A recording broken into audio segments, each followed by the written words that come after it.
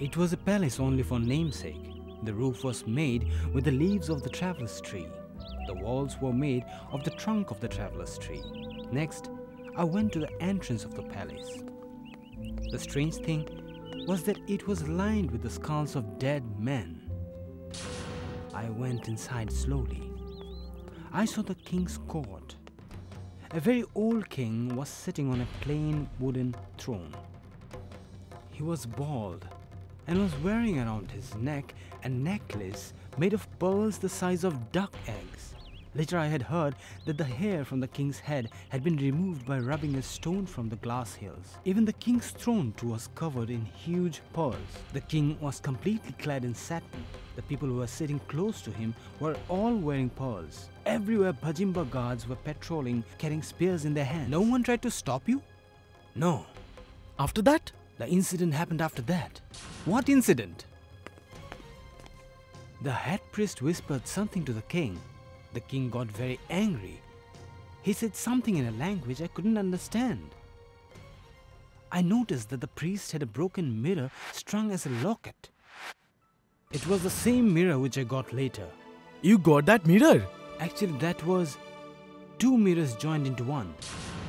One part of it is this. And the other broken one? That's what I'll tell you about now.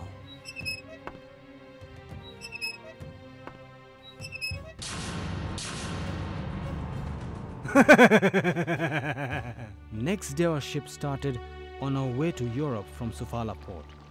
The previous night it had been too hot. There was no wind in the sea. Some of us saw us sitting on the deck and chatting, when suddenly we saw a man coming towards us swaying on his feet. He was a Bhajimba. He was clad in satin.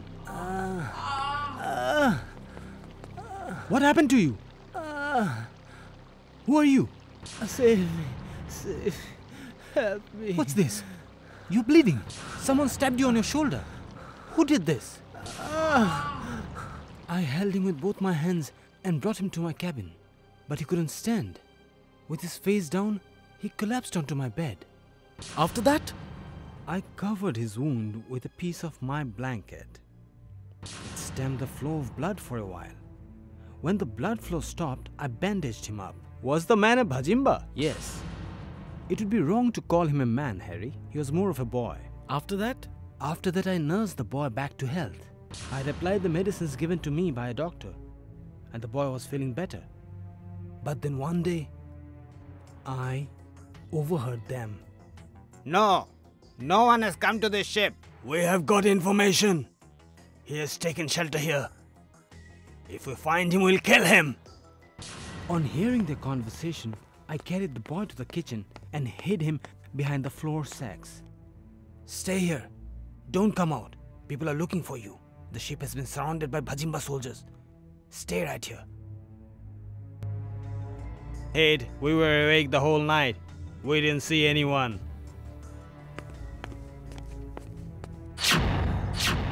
Blood? Mahabo? Mahabo! I realized the boy was called Mahabo. We'll search the whole ship. We suspect the man is right here. All right. What happened go after ahead. that, Federico? What happened to Mahabo? They didn't find anything after searching the ship.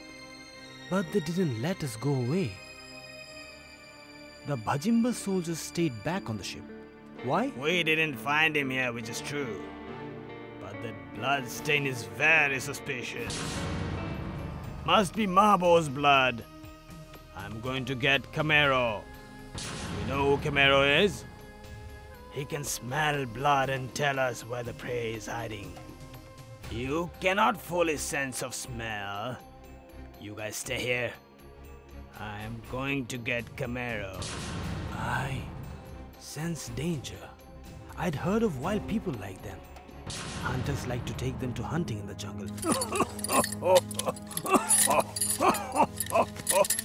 Knowing that Camero would come and find out where Mahabo is, I didn't waste any time and went straight to the captain. We decided not to hand over Mahabo to them at any cost.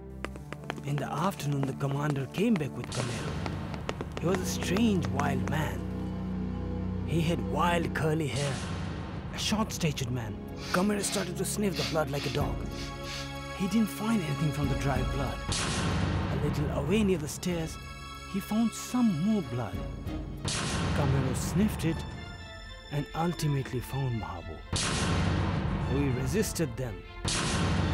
Well, take him. No, If you try to stop us, then it will be very bad. you go to the deck. I'll bring Mahabu there. No. Hand over Mahabu to me. I will. First you go to the deck. There I will hand over Mahabu to you. Then you handed him over to the commander. No. After hiding Mahabu in my cabin, we went to the deck. On not seeing Mahabu, the commander ordered his men to kill us all. The soldiers with spears in their hands came running towards us, and a fight started.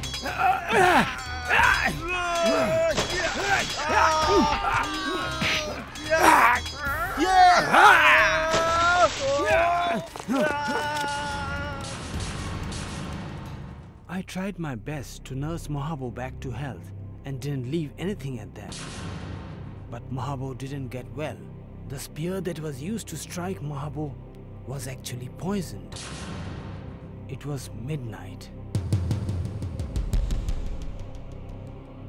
Friend, I don't know your name, but I'm grateful to you. You don't know who I am, but you must have seen the king's court in the Island of the Moon.